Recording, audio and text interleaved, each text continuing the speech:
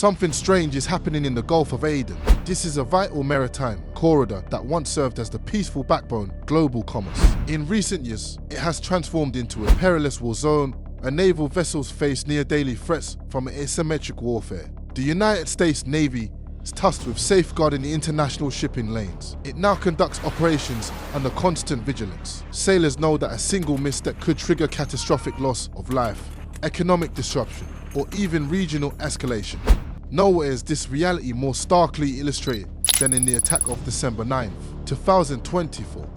On that day, two US Navy Iran-class destroyers, the USS Stockdale and the USS Okinawa, were traveling at speeds of more than 30 knots in the Gulf waters. They were racing toward a prearranged rendezvous with three large American merchant vessels bound for the Suez Canal.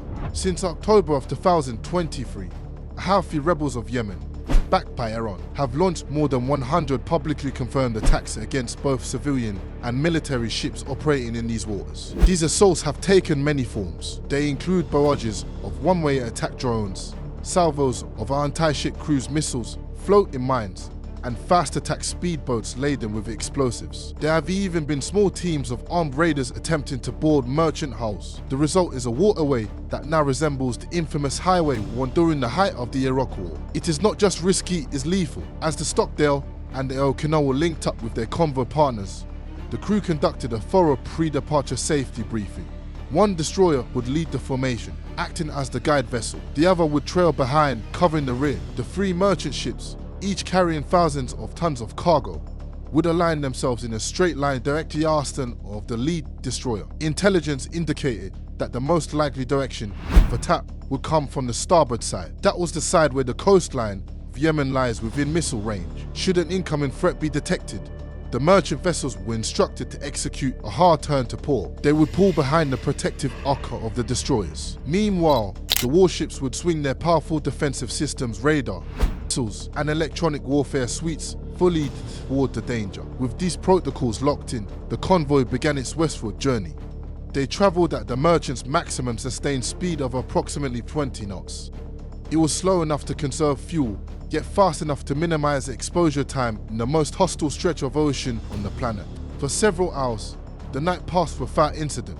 But then, shortly before midnight, everything changed. One of the destroyers' spy radar raised the most advanced air search radar ever deployed on a naval vessel picked up a faint, persistent return. It was too steady to be weather clutter. It was too consistent in bearing and range to be a false echo from waves or birds. Within seconds, the Combat Information Center activated full tracking protocols. At the same time, the ship's LQ-32 electronic warfare system detected a distinct electromagnetic signature from the same location. The signal matched the known emissions of an Iranian-designed Shahed drone. This was a low-cost, high-volume suicide UAV widely used by Houthi forces. The confirmation was immediate. A kamikaze drone was inbound. Within moments, every sailor was at their battle station. Weapons were armed, sensors were locked, communications channels were open. The destroyers broke radio silence and issued the pre-established evasive command. All merchant vessels execute port turn immediately. As expected, the Houthis had anticipated this maneuver. Their tactics were honed through experience in Ukraine and refined in Yemen. By launching a swarm of slower, cheaper drones first, they forced defenders to expend expensive interceptors. These were multi-million dollar and some 6 missiles. The targets, in essence, were disposable. The real threat, they knew, would follow. Just as French March fighter jets and the US Navy MH-60 or Seahawk helicopters scrambled into the air to engage the drone swarm, a new threat emerged. The aircraft used expendable AIM-9X sidewinders and .50 caliber machine guns to take down the low-flying, slow-moving drones. But then, a new target appeared on radar. A high-speed, sea-skimming anti-ship cruise missile was closing it. It traveled at nearly the speed of sound. It was designed to pierce armor, detonate below the waterline. The tactical action officer gave the order. A salvo of the standard missile to block high interceptors erupted from the destroyer's vertical launch cells. For a heart-stopping moment, the radar screen showed nothing but noise. Then came a violent flash of debris. The target track disappeared. The missile had been destroyed mid-flight. The convoy had survived. By dawn, the French aircraft and the Seahawk reported 3 additional drones eliminated. No further attacks came. The destroyers remained at general quarters throughout the long night. Sonar pinged the depths. The Houthis had failed to breach the layered defense. They retreated into the shadows for now. But how did we get here? The answer lies in the complex web of regional geopolitics. That web has spiraled out of control since the unprovoked Hamas assault on Israel on October 7th, 2023. In response, Iran sought to punish Israel and distract global attention from its own proxy wars. To do this, Tehran elevated the Houthis from a regional insurgent group into a strategic instrument of state-sponsored terror, now designated as part of Tehran's so-called axis of resistance. The Houthis operate as an extension Iranian military doctrine. They receive funding, training, weapons, satellite intelligence, and guidance from Islamic Revolutionary Guard Corps advisors embedded in Yemen.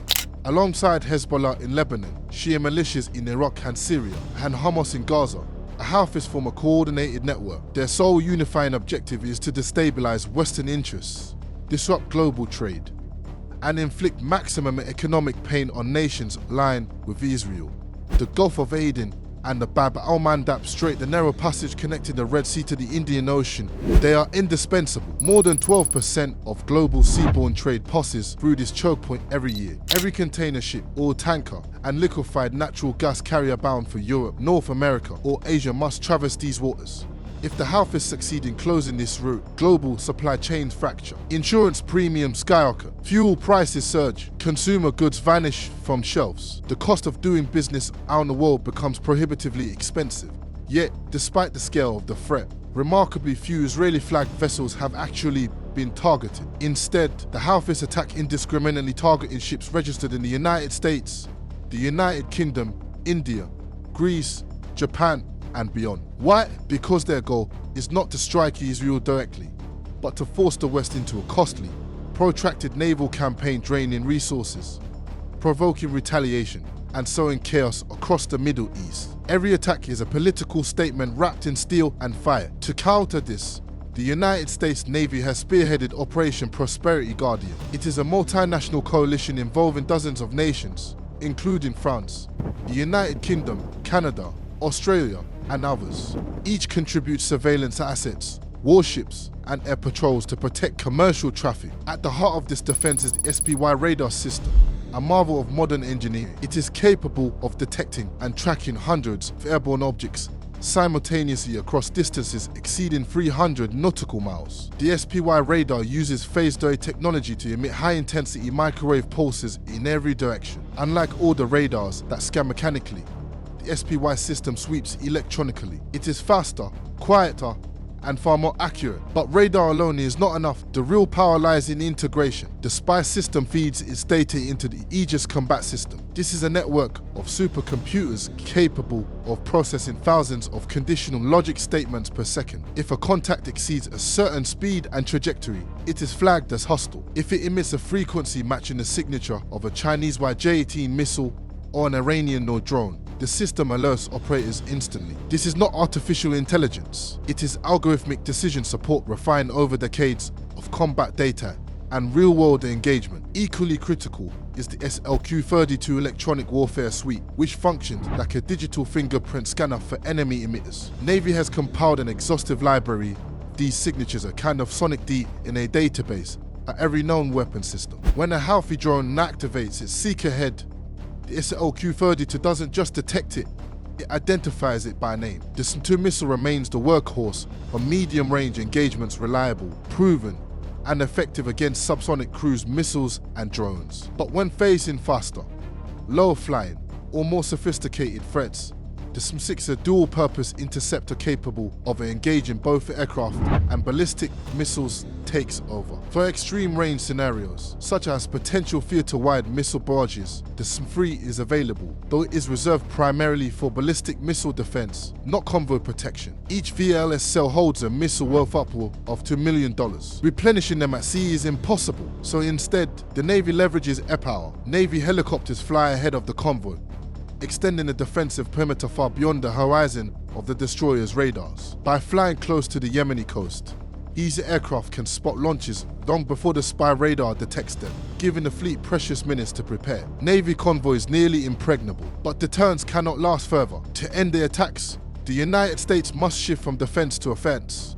On October 17, 2024, the US. Enforcer executed one of the most devastating strikes against Houthi infrastructure in history. To beat Spirit stealth bombers, flying undetected from Diego Garcia, penetrated deep into Yemeni airspace and dropped precision-guided bunker-busted munitions on 5 hardened underground storage facilities in the mountains near Soda. According to Pentagon assessments, the strike destroyed an estimated 70% of the Houthi stockpile of advanced weaponry. For weeks afterward, attacks dropped significantly. The message was clear: the United States will not tolerate the disruption of global commerce. Recent intelligence reports suggest that Russia has begun providing the Houthis with real-time targeting data, satellite imagery, radar coordinates, and even encrypted communications intercepts, likely in exchange for access to Yemeni ports and leverage over Western energy markets. Meanwhile, Iran, increasingly isolated and desperate, pours more money and weapons into the Houthi cause, viewing Yemen as its most effective tool to bleed the West. Retaliation could come from Iran's missile arsenals in Syria or Iraq, or from Hezbollah's rockets aimed at Haifa, or from a broader regional conflagration that draws in Saudi Arabia, the United Arab Emirates, Egypt, and possibly even Turkey.